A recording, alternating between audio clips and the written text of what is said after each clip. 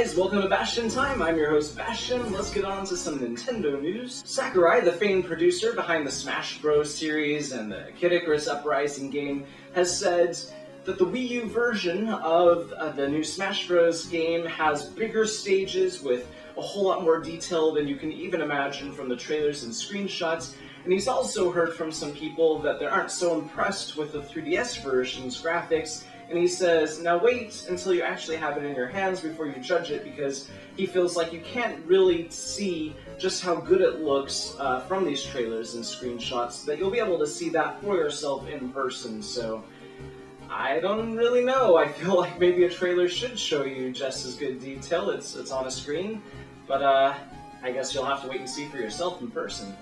There are two indie games coming out that are both very awesome, in my personal opinion. One is called Shovel Knight, and it's sort of done in an 8-bit style, NES style game. It reminds me a lot of Zelda 2: The Adventure of Link, and I think the developers even pointed that out and said that definitely was one of their inspirations. But it also reminds me kind of DuckTales, which is interesting because that game is getting this remaster re-release thing, all due to the using the shovel as like kind of like the pogo stick that Scrooge McDuck uses in DuckTales.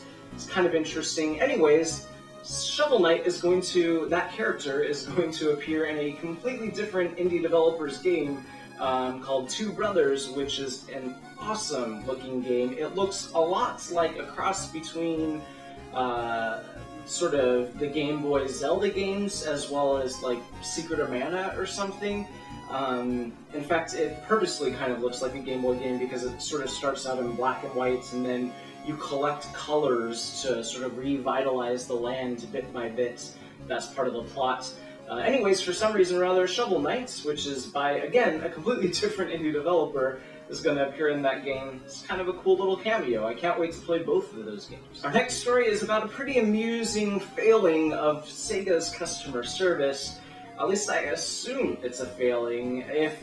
If what they're saying turns out to be true, that's certainly news to everybody and could be doom for Bayonetta 2. But basically what happened is somebody emailed Sega's customer service and said, now why is it that Bayonetta 2 is only coming out on the Wii U? Why should I have to purchase a Wii U to play it? Bayonetta 1 wasn't out for Nintendo systems. This makes no sense. And Sega's customer service says, well, you could always just purchase Bayonetta 1 because they're basically the same game, and it's just that Bayonetta herself has a different haircut, and there are a few other minor changes. What? It's supposed to be a sequel. It's a completely different game. So either their customer service is completely wrong, and that person's probably fired right now, or yikes, it really is the same game, in which case, what are they thinking? But we'll just have to wait and see how that pans out. I'm pretty sure it was just the customer service rep being completely uninformed, but how they could be so uninformed as to think that they're the same game, I don't know.